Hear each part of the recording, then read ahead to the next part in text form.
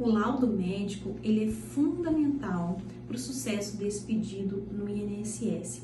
O laudo, ele tem que trazer com riqueza de detalhes quais são as limitações que a doença te traz, quais são as limitações que causam impedimento de longo prazo, que obstrui sua participação na sociedade em igualdade com as demais pessoas. Vou dar um exemplo aqui do seu João, trabalhador rural com um problema de coração.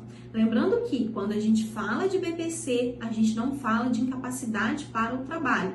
Essa pessoa não precisa estar incapacitada para o trabalho. Ela precisa ter limitações que causam impedimento de longo prazo, que obstrui a participação na sociedade. Só que o seu João, trabalhador rural com problema de coração, pode ser que a pessoa tenha impedimento de longo prazo e tenha incapacidade para o trabalho, mas pode ser que essa pessoa tenha impedimento de longo prazo e não tenha capacidade para o trabalho. Exemplo, José cadeirante. O cadeirante, ele tem capacidade laboral, ele pode exercer algum trabalho sentado.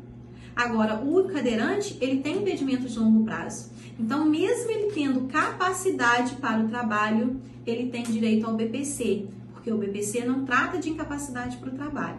Voltando ao nosso exemplo do seu João. O seu João é trabalhador rural, tem um problema cardíaco. O seu João tem direito ao BPC? Tem, porque o seu João, ele tem impedimento de longo prazo que obstrui sua participação na sociedade. Qual o primeiro impedimento de longo prazo dele? Ele não pode pegar peso, ele não pode fazer esforço físico. Então, o laudo médico do senhor João, ele tem que trazer com riqueza de detalhes por que o senhor João tem impedimento de longo prazo que obstrui a participação na sociedade. O laudo é o nosso aliado fundamental para a concessão desse benefício no INSS e ele precisa estar feito de maneira que ajuda. Para isso é muito importante você pedir para o seu advogado, se o seu advogado realmente for especialista em direito previdenciário, ele vai fazer a análise do laudo. Eu já começo os meus atendimentos por uma análise do laudo. É a primeira coisa que eu analiso, o laudo médico. Feito isso, um outro ponto muito importante que eu quero esclarecer para vocês é a análise do CAD único. O CAD único, ele precisa conter o grupo familiar de uma maneira correta. Por quê? Grupo familiar não são todos seus filhos. A dona Maria, ela tinha um filho que recebia BPC. Aí o filho recebia BPC e ela tinha outro filho. O filho completou 18 anos, falou: mãe, vou mudar dessa cidade, aqui tem poucas oportunidades de emprego, eu vou embora. E ele foi embora para uma cidade próxima, exercer atividade trabalhista lá, de carteira assinada. Só que a dona Maria não tirou o filho que foi embora do CAD único. Quando o INSS cruzou os dados, o INSS, através do CAD único, cruzou os dados do CAD único com os dados do governo federal, lá do Ministério do Trabalho, e identificou a renda do filho. Então, o INSS cortou o benefício do filho da dona Maria, porque ele disse que a renda ultrapassou 1/4. A dona Maria achava que o filho dela é grupo familiar dela, que ela não podia tirar ele do CAD único só porque ele mudou da casa dela. Aí a renda dessa família vai ser qual então? A renda dessa família vai ser 3 salários mínimos, porque é o marido da dona Maria e os 2 filhos da dona Maria, cada um salário cada um. Aí a dona Maria não vai ter direito ao BPC porque a renda ultrapassou. Só que a dona Maria não sabia quem compõe o grupo familiar. Só que lá no CRAS tinha um atendente que sabia o grupo familiar e disse: dona Maria, todas essas pessoas moram com a senhora? Ela: não, minha filha, os 2 mais velhos que trabalham de carteira assinada não moram comigo. Eles moram em outra cidade, eles trabalham em outra cidade. Então, a dona Maria, por falta de informação, estava declarando no CAD único ela, o marido e os 5 filhos, sendo que 2, os mais velhos, trabalhavam de carteira assinada. Por essa razão, pela razão da dona Maria desconhecer o grupo familiar, ela estava declarando pessoas que não faziam parte do grupo familiar, ela estava declarando renda que não fazia parte do grupo familiar e o outro filho dela que precisava do BPC não teria direito ao BPC porque a renda da família ultrapassava.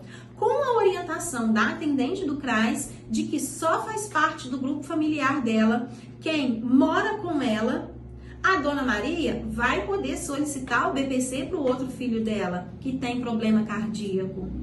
Então, vocês estão vendo a importância da informação, a importância do CAD único, a importância de saber corretamente quem compõe ou não o grupo familiar?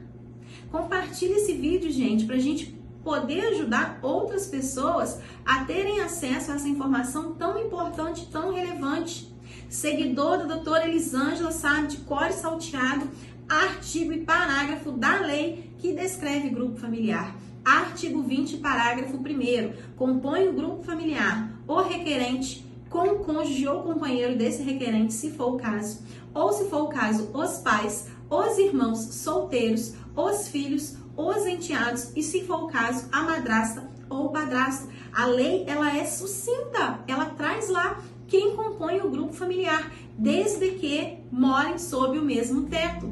Agora vamos dar um exemplo da Carla. A Carla casou, teve 2 filhos, separou, voltou para a casa dos pais. A Carla, quem é o grupo familiar da Carla? Ela e os filhos? Ou é o grupo familiar da Carla? Ela, os filhos e os pais? O grupo familiar da Carla é ela e os filhos. A lei, ela diz de maneira clara. E ela deve ser interpretada de maneira clara. E você que é meu seguidor, vai dar um Google aí agora e vai achar artigo 20, parágrafo 1º da lei 8742. Você vai dar print e você vai compartilhar sempre que você souber de alguém que está com dúvida sobre grupo familiar. Você vai pegar esse vídeo e vai compartilhar com o máximo de pessoas que você puder, porque a informação é a solução, mas essa informação precisa ser compartilhada. Se você não compartilha, ela não vai ser solução, ela não vai trazer transformação, ela não vai fazer com que cada vez mais pessoas tenham o seu benefício concedido no INSS. Feito isso, CAD único ok, laudo médico ok, documentação médica ok, você vai comparecer à avaliação social que foi agendada, você vai comparecer à perícia médica que foi agendada e essa fase do processo administrativo vai estar cumprida. Após todo esse procedimento no INSS, acompanhe o pedido e aguarde o momento tão esperado, que é o momento da concessão. Se o seu benefício for concedido, você vai receber lá um comunicado dentro do aplicativo, você vai conseguir acessar a carta de concessão e em 20 dias após a carta de concessão, vai aparecer lá na parte de extrato de pagamento a data que o seu pagamento vai ser liberado. Vai aparecer lá também qual agência bancária você vai se dirigir para poder receber o seu primeiro pagamento. Você vai imprimir uma folha e com essa folha você vai receber o primeiro pagamento na agência bancária indicada lá nesse documento. No segundo mês, você já vai receber um cartão para saque. Não vai ser um cartão de conta corrente. Você não precisa de conta corrente para receber o benefício. Você vai receber com esse cartão de saque. Agora, se o INSS negou o seu benefício, se você ainda não tem o auxílio de um advogado especialista em direito previdenciário, você deve imediatamente buscar esse advogado, buscar apoio jurídico para lutar na justiça por esse benefício, para garantir judicialmente que o seu benefício seja concedido. Eu tenho vídeos aqui no canal onde eu explico sobre como é o processo judicial de BPC. Assista que você já vai ficar informado, já vai ficar sabendo como é o passo a passo desse processo lá na justiça, tá? Se você gostou desse vídeo, curte, não deixa de curtir. Quando você curte, eu fico sabendo que você gostou e vou poder produzir conteúdos semelhantes a esse, tá? Compartilhe também todos os grupos aí que você estiver, porque informação é a solução, informação precisa ser compartilhada. Espero muito mesmo ter ajudado vocês com as informações que eu trouxe aqui. Fiquem com Deus e até o próximo vídeo.